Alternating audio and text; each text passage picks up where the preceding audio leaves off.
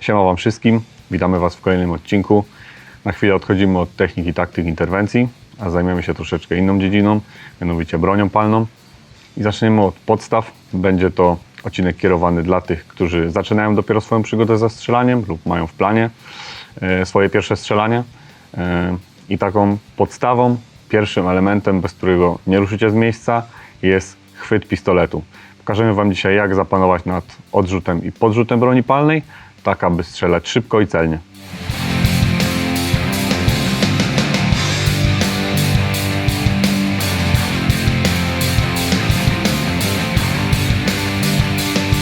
Dzisiaj, aby pokazać Wam chwyt, rekwizytem, jaki nam posłuży, będzie to pistolet samopowtarzalny, centralnego zapłonu, Canik TP9 Elite Combat.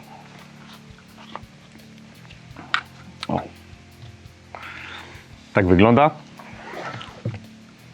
Więc tak, żeby przejść do tego, jak zbudować chwyt, najpierw wytłumaczę Wam zasadę działania takiego pistoletu, żeby pokazać Wam, nad jakimi siłami musimy zapanować. Przyjmijmy, że w tym oto pistolecie, w komorze nabojowej, znajduje się nabój. Broń jest załadowana. Oczywiście na potrzeby filmu broń została sprawdzona. W komorze nabojowej nie ma naboju. Więc tak, po naciśnięciu języka spustowego iglica uderzy w spłonkę naboju, ten element, inicjując tym samym ładunek prochowy, który wypchnie nabój przez lufę w kierunku celu. Oczywiście w tym całym procesie wytworzy się również spore ciśnienie, dlatego że wybuchną gazy prochowe, odsyłając tym samym zamek w tylne położenie, który wróci z powrotem do przodu, dosyłając kolejny nabój do komory nabojowej. Istotą chwytu jest to, aby zapanować właśnie nad tym, aby odrzut broni i jej podrzut był dla nas znany, aby móc szybko wprowadzić przyrządy celownicze, czyli muszkę i szczerbinkę na cel, tak aby skutecznie móc prowadzić ogień. Patrząc na ten pistolet, pierwszy co, określmy sobie ręce. Moja prawa ręka, z tego tytułu, że jestem praworęczny, będzie ręką dominującą, a lewa ręka ręką wspomagającą. Jestem praworęczny, więc pistolet najpierw dobywam w prawą rękę.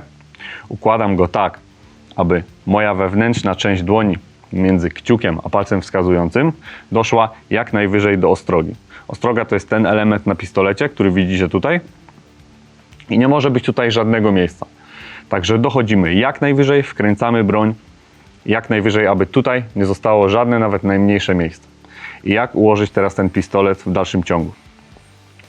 Pokażę Wam to od przodu. Wyobraźcie sobie tak, że lufa pistoletu musi być przedłużeniem mojego przedramienia. Tak, aby cały odrzut i podrzut, który będzie inicjował wybuch każdego naboju, mogła przyjąć moja ręka i zamortyzować to wszystko. Więc pierwsza rzecz, dochodzę jak najwyżej do ostrogi i można powiedzieć, że w tym momencie kontroluję pistolet w zakresie 180 stopni. Są również strzelania, gdzie strzelamy z jednej ręki, celując, jednakże amortyzuję cały odrzut w tym zakresie i po każdym strzale broń będzie uciekała mi do góry i delikatnie do lewej strony, ponieważ tutaj nie ma żadnej amortyzacji. Po to jest właśnie ręka wspomagająca i układamy ją w ten sposób, że moim palcem wskazującym pokazuję cel, rotuję ją maksymalnie do dołu, nawet można powiedzieć do końcowego zakresu i układam ją w tym miejscu, aby stworzyć sobie 360 stopni ochronę przed podrzutem i odrzutem, tak? Więc układam i wkładam w to wolne miejsce. Bardzo ważne jest to, aby moje kości śródręcza, w tym przypadku nasada, kciuka, doszła bardzo ciasno, tak? Aby tu nie było najmniejszego miejsca. Wtedy podczas strzelania siły, które będą oddziaływały, będą układały się tak, że będę mógł bardzo skutecznie zapanować nad odrzutem i podrzutem, tak? Więc ręką wskazuję cel, wkładam do nasady kciuka drugiej ręki. Ale to nie jest wszystko.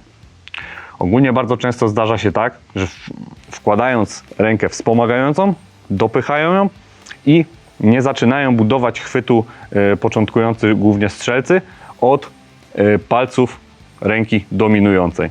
Dlatego ten chwyt podczas strzelania, gdy zbudujemy go od tej strony, będzie rozjeżdżał się i grupa strzałów na tarczy będzie mniej skupiona.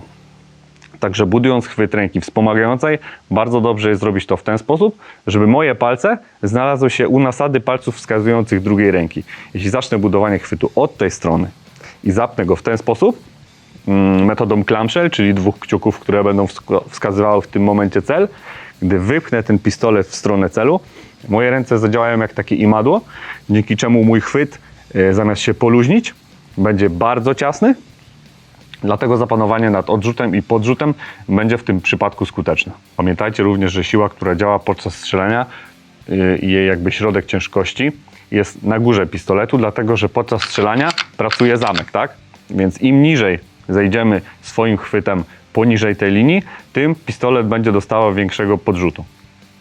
Więc oprócz tego, że moją ręką dominującą wchodzę jak najwyżej, palce tej ręki muszą również znaleźć się jak najwyżej kabłonka. Tutaj również nie może być wolnej przestrzeni.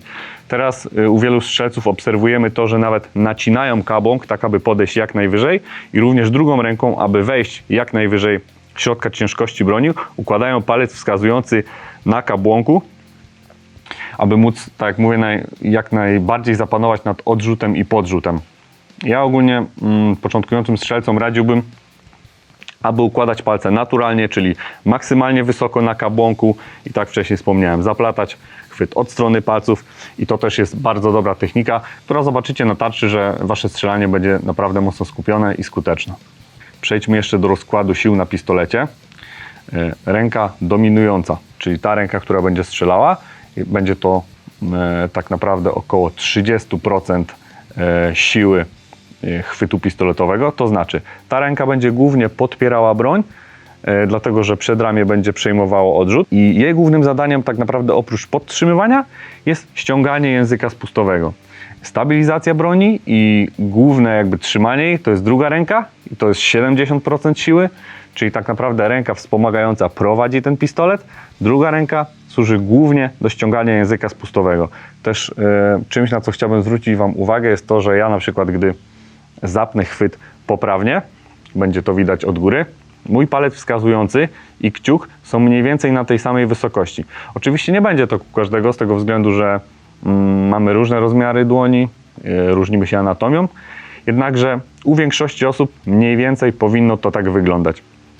Jest jeszcze kwestia sporna dotycząca tego, czy kciuki ułożone z lewej strony pistoletu w moim przypadku mają dolegać do zamka ściśle, czy po prostu wspomagać i być oparte na szkielecie. W tej kwestii najlepsi strzelcy na świecie, którzy mają najwyższą rangę w tym sporcie, czy bojowo, nie są zgodni i jest to też sport, który cały czas ewoluuje i techniki są cały czas udoskonalane, więc to już zależy od was. Sprawdźcie sobie, polecam to na tarczy, zróbcie sobie jakąś grupę, aby 2 kciuki mocno i szczelnie dolegały i drugą grupę, czy drugie strzelanie, gdzie te kciuki będą tylko swobodnie oparte. Nie bójcie się też położyć sobie tych kciuków na zamku, ten zamek jest ruchomy podczas strzelania. Wasze ręce są wtedy bezpieczne, nic się tutaj nie stanie, także nie ma strachu.